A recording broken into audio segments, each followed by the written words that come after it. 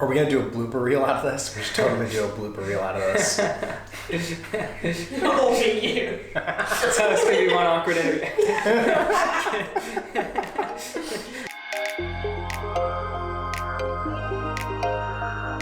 All right. Hey guys, Amar here with Zen Maid. I know I always start all of our videos like that, but we are here in London today with a very special guest, Chris Schwab from ThinkMaids and Inova Local. It is Inova Local, right? It is. I always say Invoca Local for some reason. He always does. Always do that. We are actually hosting a little event here in London with a couple maid service owners that will be showing up in a little bit, but we just thought that we would sit down and have a quick conversation. I think Chris here has got a lot of very interesting things to share, and we thought that we would just spend a little bit of time chatting about that. So Chris, how you doing? Awesome, happy to be here, man. Yeah. It's just got back to London a couple weeks ago. We both just got back to London actually. So. Yeah, I've been in London for about 72 hours now, and so you're between London and Japan, correct? Yeah, like 50-50 roughly. 50-50, It's like 4 okay. or 5 months in each. Okay, gotcha. US. Okay, cool.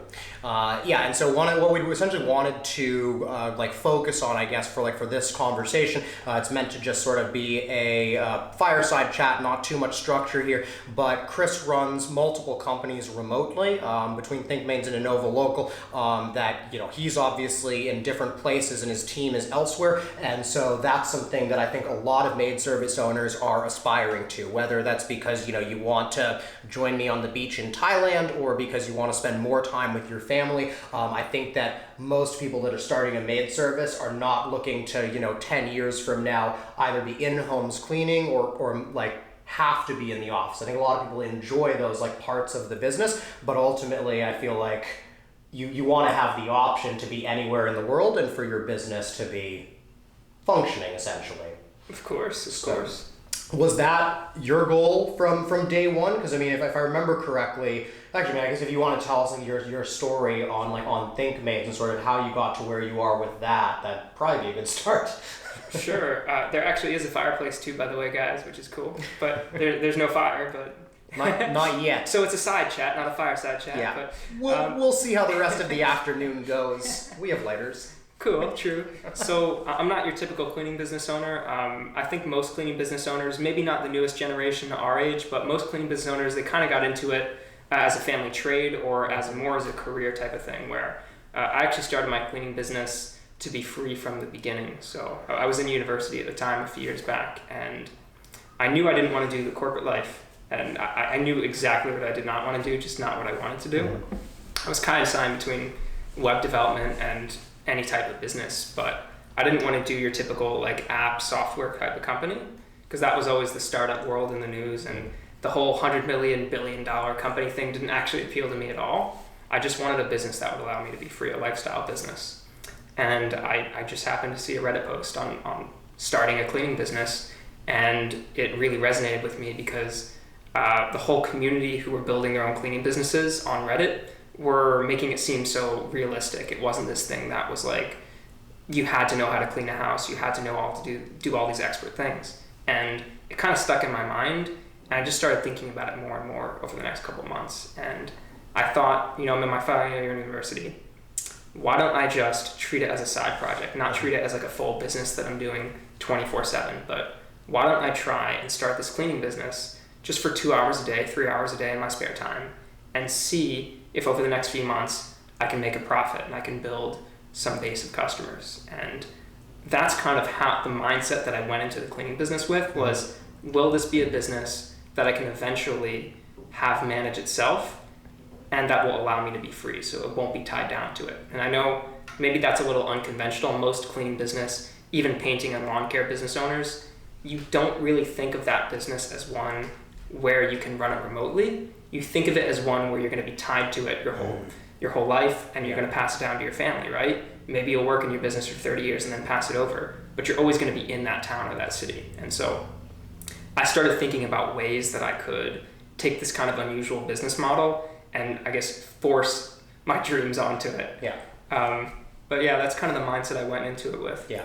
And having that sort of definition going in of what you want out of the business, I think is probably one of the most helpful things there that obviously if you decided, okay, I'm going to start this business, but in order for it to work for me, then it has to meet these criteria. It won't require me to be physically there. A lot of times setting that sort of restraint or limitation, it forces you to find creative solutions and to look at different challenges and go, this is something that might stop someone that isn't dead set on working remotely. What I think is really interesting there, so funny story, I read the same Reddit post, and actually that's how I started Fast Friendly Spotless in Orange County, and was essentially running Fast Friendly Spotless in it usually took me about an hour a day. It was very, very small at that point, but I had started with the exact same goals as you. I wasn't a student at the time, but I was working a full-time job, and so was my business partner. And so for me, it was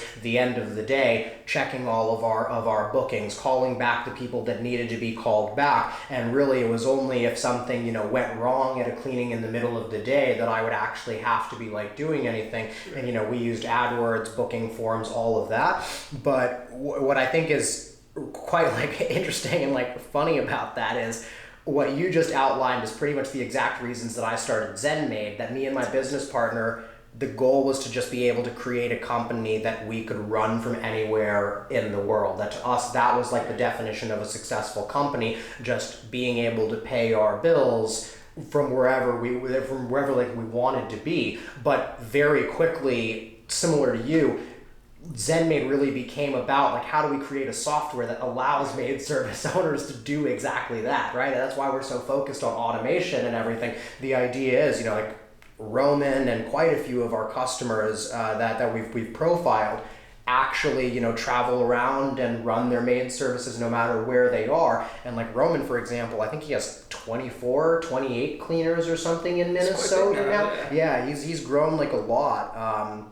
And he manages to do it from wherever. It's one of my favorite things was when we were in, was it Las Vegas? Yeah, I think it was in Las Vegas. He just opens up his computer and is just oh yeah, I just got to take care of payroll quick. And we've got, a couple potential Maid customers sitting right there. They're all considering the software. And they're wait, can we just watch you do the payroll? And he's just yeah, sure, check it out. And just spends 5 minutes closing 5 customers for us. It's amazing. That's awesome. So, yeah. I'm trying to think, what would be your advice for someone that's running a maid service already, someone that maybe started their maid service 5 years ago, maybe didn't have this sort of goal in mind at the beginning? What would be your sort of, I don't know, first steps, or what would you advise someone to do if they were watching this right now? They had a truly local business, but they wanted to build it to have the potential to be able to go and travel for a couple of weeks at a time and still be, I guess, involved or whatever. Where would you start?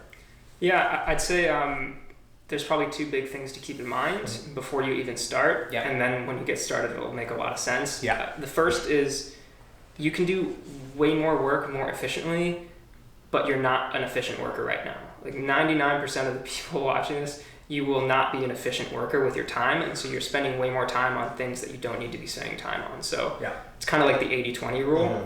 Mm-hmm. And one of the big ways that expresses itself is through the interruptive tasks that you have throughout the day. So there's in a cleaning company, there's a lot of time-sensitive tasks like follow-up, phone calls, text, incoming emails, scheduling. There's all these kind of time-sensitive tasks that happen, and they just interrupt your day a dozen or 2 dozen times a day.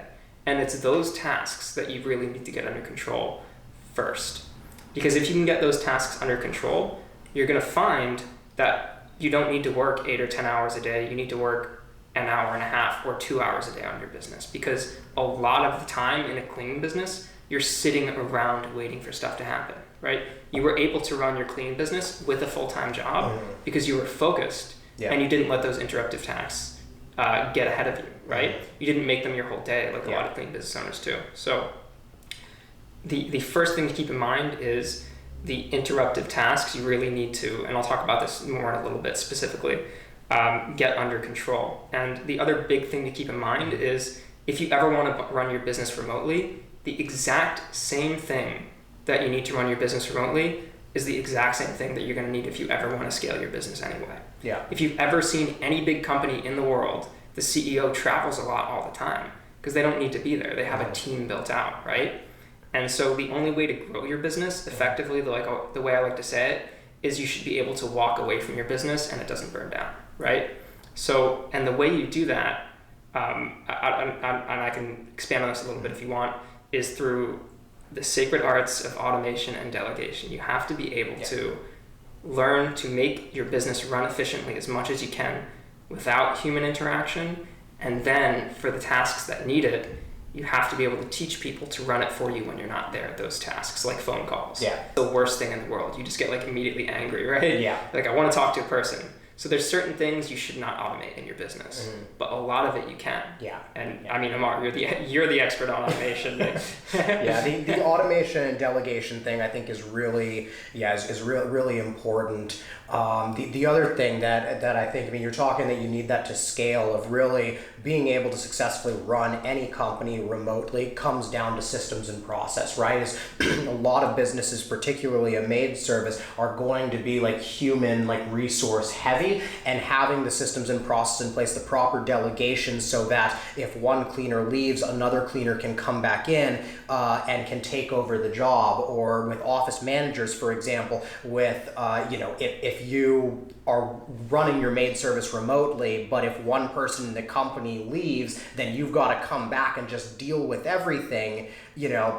You're still ahead of most people, but there's a lot more that can be done in terms of systemizing and just like adding process. The one thing I was going to say just quickly on that though is the other big thing here that Chris is saying, that you need to do these things in order to really scale your business, but it's also what you need to do to sell your business. That if you want to sell your business, you're never going to be able to do that if the entire business is reliant on you, the owner. It wouldn't make sense for someone to come in unless they were literally buying their own job, right? Of, I want to sit here and now like do everything in a maid service, so I'm going to pay you, and now I'm going to have like, a terrible job, So I think that's a really interesting sort of concept that running your business remotely, scaling your business, or selling your business, it's really two sides of the same coin, if coins had three sides, really. So, It's a good point. I would add on to that too. If you are going remote, you have to realize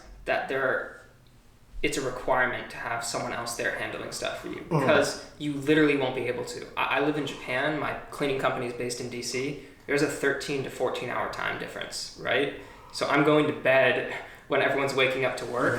I literally cannot get the phones. I literally cannot respond to the emails and texts and the thumbtack and the Yelp messages. Yeah. So someone must be there. You should not fool yourself and think that you can go to another country and do any of those time sensitive tasks. Yeah. Like, you can do the marketing, you can do the sales, you can do retention stuff, you can do a lot of automation, but you cannot do anything that requires human interaction remotely at a high level. Yeah. And if you do, you'll be completely miserable. So. Yeah, definitely. Yeah, I've definitely found that for Zen Maid as well, that obviously with me traveling, that the quality of Zen Maid support, since we've essentially doubled down on that and getting people in like the right time zones and stuff, that before when I was like first traveling, it was cool, but because of those time zones and the time differences, sometimes people weren't getting the timely help that they needed, right? And that was an adjustment that we had to make. But yeah, on that point, I think that for your cleaners and everything, it's important that your cleaners have like an on-site leader, essentially. So if you just leave and your cleaners feel like, oh, the owner is out traveling the world, like even though there's not really much of a difference between that and them having like the office manager sort of like in between, morale-wise, it can be really difficult if you were to just like take off, because the cleaners are gonna take it as, well, we're the ones doing all the work. There isn't even someone in the office doing high level like management or anything like this. Like, we have to deal with every problem that comes up. It can be very difficult to keep employees if you have a situation like that. That just brought me to an important point I think you should probably discuss. Running a business remotely is different if you have employees versus contractors. Ah, okay. Right? So which do you have? So I use contractors, okay. But I own a VA company as well, and many of my clients have employees. So I kind of get to see both sides of that. And there's kind of different expectations that you have to have depending on the model that you're using. Okay. So Can you go into that a little bit more? What have you noticed in the difference between? I'm pretty sure most people watching will probably have employees, but I know that a lot of people use independent contractors, particularly when they're first starting up and they can't fill up someone's like schedule. So like, what sort of differences have you noticed there?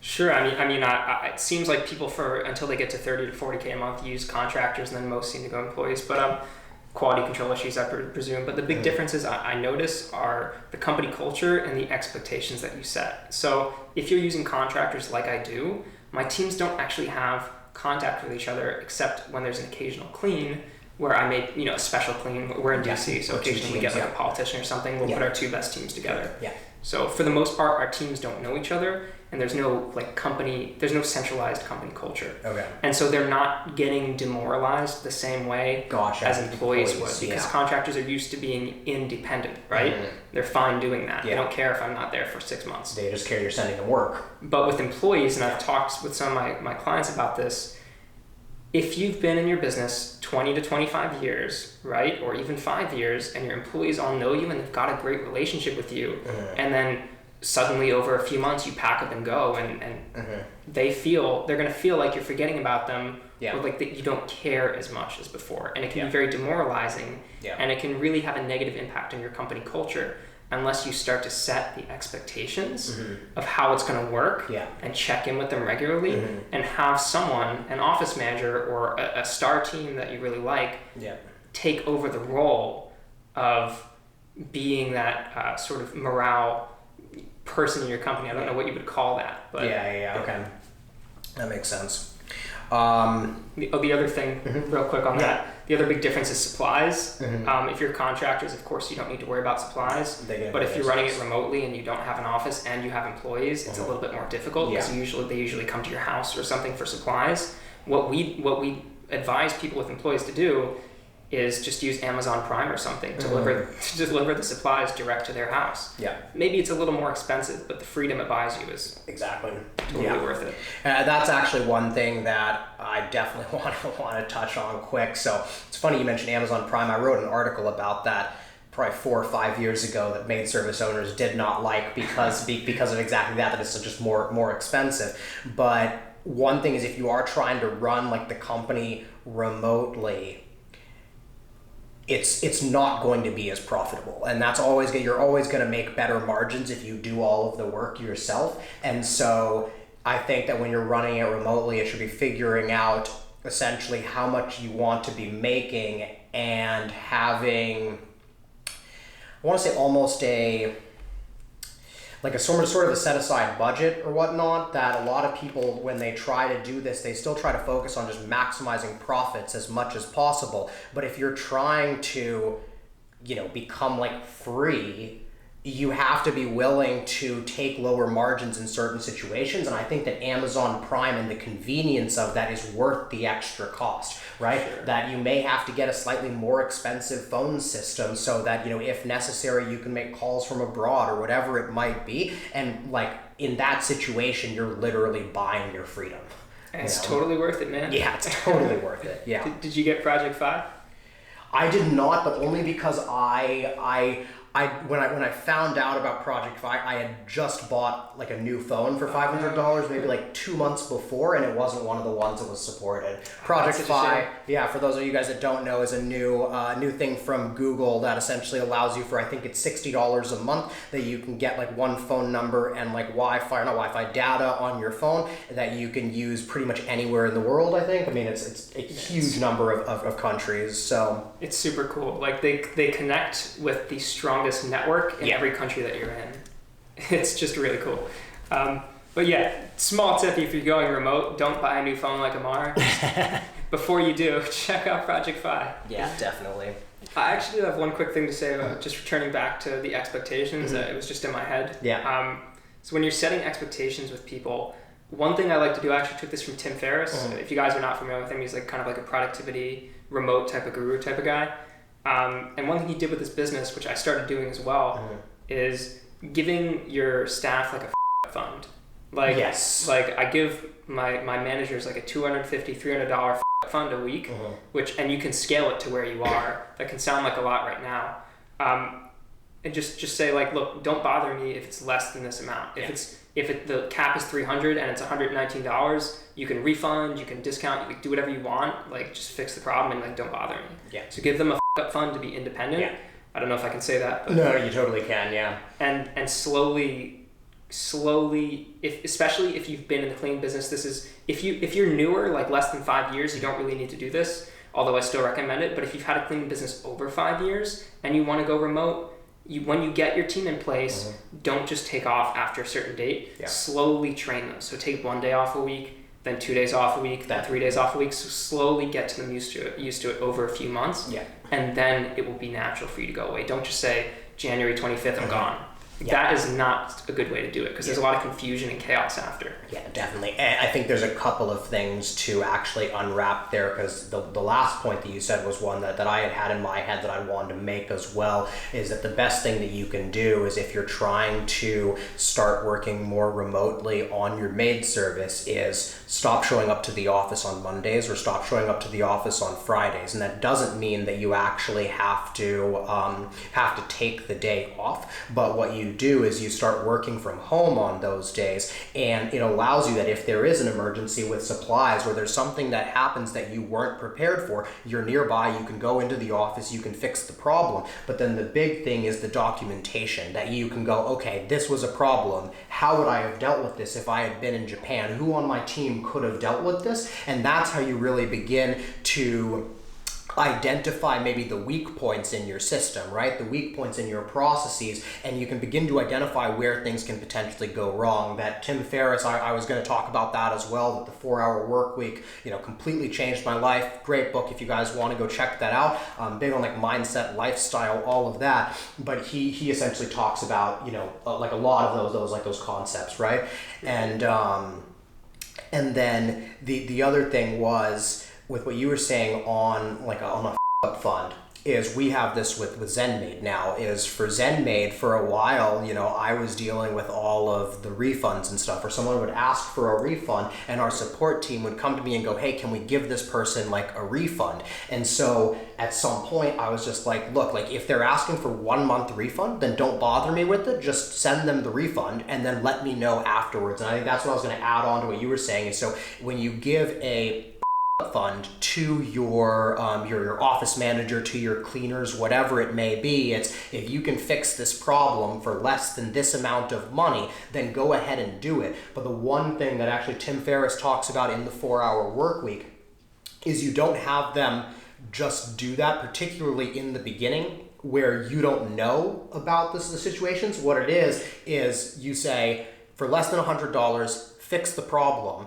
Then write me an email, tell me what the problem was, and tell me what the solution was that you guys came up with and how much it cost. And what that allows you to do is then you have a fund of, let's say, $300, but you realize, okay, in this specific situation, actually, like, it should be like this amount, right? Or like, actually, that's not, like I'm not okay with you using the $300 like that way. You just destroyed our profit margin on like a 1-bedroom, like 1-bath cleaning, for example. And so having that feedback loop for that system and process is really, really vital to continuously improving the business. Very good point. Yeah. And I guess I know we just keep adding on to each other here, but one more thing to add on. Have a weekly check-in at least. And even if you don't go remote, I think you should have a weekly check-in with your team. But particularly if you are going remote, have a weekly check-in. Yeah. It doesn't need to be long. My weekly check-in with my manager is literally 5 minutes to 7 minutes. It's almost nothing because she has everything down. But have a weekly check-in at the beginning of the week or the end of the week. I mean, you could do both, but there's not really any need. Yeah. And just go over things, like a few KPIs that you set. Did you upsell on all the cleans? Did you follow up with everyone who were first-time customers? Just some certain KPIs. What was our churn rate this week? It doesn't really matter what they are. It's whatever KPIs are important to you, and follow up with those. Ask if there were any complaints, and just generally how the cleaners are doing. And you want to make sure you're just touching base for a few minutes. And for those of you that don't know, a KPI would be a key performance indicator, or there's another one that's like key positive influence. Oh yeah, okay. So the acronym can be key person of influence or key performance indicator, but a KPI is essentially just numbers that you want to have reported in your business. So for ZenMaid, we have one of our VAs that goes through and just collects all of the numbers, and then we just get an email to our like executive team, and we can review all of the numbers together really quickly. And you're definitely going to want to have something like that in place for your maid service of just number of cleanings. All of that stuff. Shameless plug here. If you use ZenMaid, our new dashboard gives you all of those metrics for you. So if you're running your company remotely, you can just log into ZenMaid, go to the dashboard, and you can see how much money you're making this month, complaints, all of that. So I don't know if you've seen that yet, actually. Yeah, we just launched a new dashboard a couple weeks ago. My trainer VA has, but I'm sure I haven't. Yeah, of course not. See, that's the sign of a great maid service owner right there. The software has changed. He has no idea. So I really don't. But I will say quite a lot of our clients use ZenMaid, and they're all happy with it. So it's something you can do remotely with. Yeah, definitely. So yeah, it's like the goal. Just living the dream. Do you remember when I said at the beginning of the interview all the things that you need to do your business remotely, you need to do if you want to grow anyway? Mm-hmm. Well, think about it. Weekly check-ins, KPIs, fuck-up funds, these are all things that you need to use to scale your business. So. Yeah. Actually, that's actually a really good point. I think particularly on the fuck-up funds one, like if you're watching this right now and you have no interest in running your maid service remotely, you should still empower at least one person on your team to go in and solve some of the problems that you hate dealing with on a day-to-day or week-to-week basis, and giving them some sort of just like budget limit of just don't bother me. Like even if you're like right there in the office sitting next to them, it's just do not distract me from what I am doing if this will cost less than $20 to fix. Like that's something that just every maid service owner should be empowering their teams. And like as you go further and further, the more that you empower your teams, empower your office managers, your other employees, the easier and easier it gets to run remote, to scale the business, to sell the business. Yeah, very good point. Back to the 4-hour work week though, read that. For real, yeah. That was actually the book that helped me as well a lot. Yeah. Fran, what do you think of the 4-hour work week? Fran is our videographer who doesn't go on video. Who's been avoiding. Yeah. She was just rereading that book. I am, just finishing rereading it, and it's equally as important as it was the first time I read it before I went location independent, so it's... Definitely. She told us not to include her, so of course we decided to include her. Yep. Be careful what you ask for. Yeah. So... yeah, it's a very, very good book, and it really sets like the mindset and just like sort of like what's possible for you. And actually, I mean, just one thing that for those of you guys that maybe have like limiting beliefs, or maybe like you don't think that it's possible, that book would obviously help, but you can reach out to me and Chris. You can profile other maid service owners, right? That there's lots of maid service owners out there that they may not be doing the nomad thing. They may not consider themselves to be like running their company remotely, but a lot of them actually have multiple locations and they don't really think twice about it, but they could already just take off for 2 months or whatever, and they have office managers in 3 locations that are actually handling everything. So like if you guys are listening to this conversation, and thinking I couldn't do this, get in the ZenMaid mastermind and ask around. There's a bunch of people out there that actually could be traveling and running their companies completely remotely already, and just look at what they're doing. Like if you've got a challenge, reach out to some of them and go, hey, I can't figure out how to remove myself from like this one part, like how do I make it so I don't have to be here when like this situation happens? And everything out there someone's already solved. That's a very good point. A lot of you can literally pack up and go now, but your mindset is not in the right place. Yeah. Let me give you an example. People with employees and contractors both ask me this a lot. Okay, I can do everything remotely, fine, but how do I hire new teams remotely, right? That's like one of the really big sticking points. Well, I want to tell you what I do to show you that you can literally find a way for everything. So I set up an automation with a few different tools where the first half of my recruitment process is completely automated. So I'll have a VA put up a job post in a couple different places like Care.com and Craigslist. Then the applicants will enter our funnel, the hiring funnel. They'll go through the questionnaire. They'll be automatically reviewed.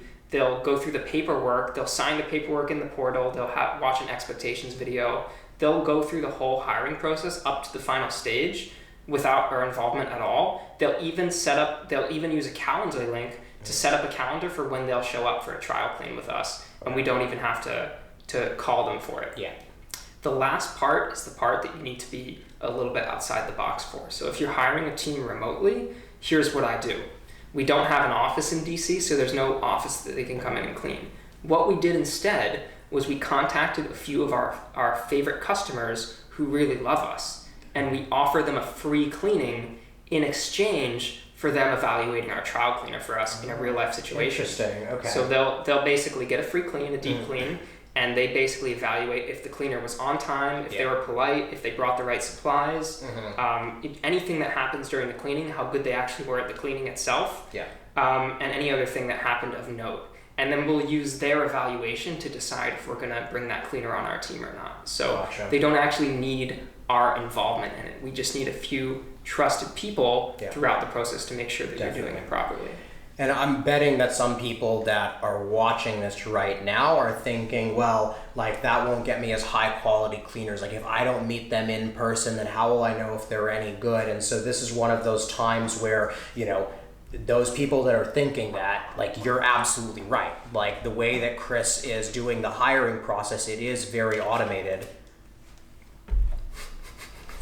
What was that? It's like 2% battery, so if you can hold that thought. Okay, I'm gonna hold this thought. Sorry.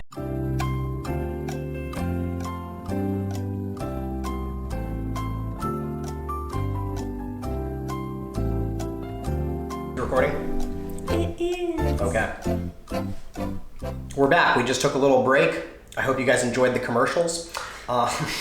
So yeah, we were chatting about hiring like remotely, and that essentially for every sort of facet of the business, you're gonna have like some like sort of thing like that you're gonna have to figure out. That most things people, just because they are there on location, are used to doing like themselves or whatever. And so that's a really great example of you found a way to really automate a lot of the hiring process.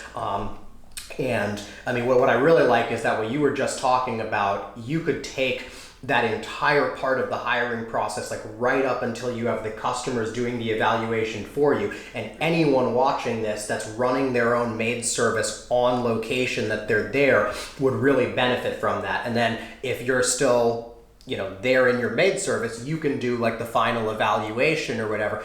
But it's really helpful to know that you don't have to be doing that if you did want to go remote. And yeah, that's what I'm saying. Just you can essentially do that for every part of the business, whether it's getting people supplies using Amazon Prime, marketing, like all sorts of things that you can do like that. Exactly. And I would say like last two things for me, think deeply about what you can automate and delegate. So one quick activity you can do, and me and Mark can talk separately about this. We actually did a live last year on this, is think about the things you can automate. What you can do is just open up a Word document for a week and record everything you do for your business for a week. Then just split it into two categories. Can I automate this, or can I hand this off to someone else, right? Yeah. And that's just the first step to get an idea of where you're going with this. And the last thing I would say, just one thing there to just like interject just quickly, is everything can be automated or delegated. And if there's something that you find that you don't believe that's true, come talk to me and Chris, and we'll prove you wrong. Because seriously, there's other business owners that have found a way to do whatever challenge it is that you run into, that have found a way to do that remotely or to pass it off to someone else like in their business. We can always find a counter example, no matter what challenge it is that you think is like the hurdle that you can't get over, to be able to, join us in London. Yeah, honestly, I do something called meal prep on Sundays, where I prep a lot of my meals for the week. I know a guy who pays a chef to come in once a week on a Sunday afternoon and cook all his meals for him for like $60. So you can even delegate personal tasks. It's not a limit that you should put on yourself. Yeah. But the last thing I would say, and this is something I notice with a lot of people who go remote, is when you go remote, you start to disassociate yourself from your business. And that's not good. You need to be connected to it, because when you start to disassociate yourself from your business, you start to feel not like it's a vacation, but you don't feel the urgency, the importance, to pay attention like you used to when you were in there physically. So you still need to focus on things like the marketing, the sales, customer retention. You need to focus on these things even more than you used to when you were there physically, because you had so much more stuff to do. When you go remote, don't take it as like a reason to just forget about the business or just do what you want all day. You're still running a business, and you still need to make sure that you're doing the important tasks. Otherwise, there was no point in you freeing up your time if you don't do the important tasks. No, that's exactly, I mean, running the business remotely, the key words there are still running the business, right? That we're not talking about just removing yourself from the business, although if that's your goal, that is possible to get to, but we're talking about actually running the business remotely. So for me, for ZenMaid, I'm all over the place, but I actually have a tendency to work much harder and much longer hours when I'm outside of the US than when I go back into the US and I'm in California for a couple of months, for example, right? And so that's definitely, I think a lot of people think like, oh, like running it remotely, but like I don't want to just stop working on my business. And it's like, no, that's not what we're saying. What we're saying is that you want to have the ability to just up and leave for 2 weeks for any reason, and your company can still run without you. And if you want to be in the day-to-day, like by all means, if that's what you enjoy, but you want to be running a business or creating a business that allows you to step away whenever necessary. Completely agree, man. Yeah. I've known a lot of people who they went remote. 6 months later, they came to me and go, man, my business isn't growing, or man, I've actually shrunk a little bit. And I asked them what they were doing during the day, and I found that they weren't doing any tasks that contributed to their growth, and you still need to do that. So if you can get that part down, you're going to have a good business. Definitely. We're going to wrap up here in just a second. I've got one last question for you here, but if you guys have any questions for us about running a remote company, obviously both of us are doing that. Feel free to reach out to us. For me, it'll be Amar at ZenMaid, and we'll have you talk about how people can contact you in just a second. The final question that I had for you, bit off topic, but you mentioned like cleaning for politicians in DC. Who is like the most famous person that you've like whose home you've cleaned? That you can tell us. I know sometimes you can't tell, but I'm under NDA for some of them. I will show him after the address, and he can Google the address. Okay. I've cleaned for some important people. The weirdest way it happened though, I didn't like reach out to like some important rich billionaires or anything. Someone who organized maids and other people like and landscapers and painters for really rich people in DC reached out to us on Thumbtack of all places, and we're like, okay, we'll come over and do a clean. And then he started introducing us to other people in the area to take care of them. So we entered this like whole circle of like weird important DC people that we're cleaning for. Interesting. Yeah, if I were you, I might use that as like an in with like some of like the DC based like entrepreneurs and stuff. And just like, I mean, Jeff Bezos is he owns the most expensive home I think in Washington DC. Somehow I get the feeling Amazon's like coming after all of our businesses, so he's probably not the right person to reach out to. I was gonna say I don't want to give him ideas here. Yeah, right. But like you it's like you can't be like, yeah, I clean for these important people, and they're like, who? And I'm like, oh, I can't say. Yeah, it's such a tease, right? He's got to show him like copies of the NDA with everything like blacked out or whatever. So, all right. So, guys. So, Chris, if you can, Fran needs to sneeze. Go ahead. Okay. There it That's is. A good sneeze. That's our newest ZenMaid team member smoking off the camera. Just gonna call an ambulance. All right, we're not gonna edit this out. This is the perfect editing to this. Do you want to tell people where they can like contact you, or I guess how to like follow you? I don't know what you want people to like do after this. Like, sure, you can email me at owner@thinkmaids.com. That's my cleaning company, or just Chris@InovaLocal.com. You can reach out to me on Facebook. I'm pretty approachable. So any way you guys find me, more than happy for you to reach out. Awesome. Cool.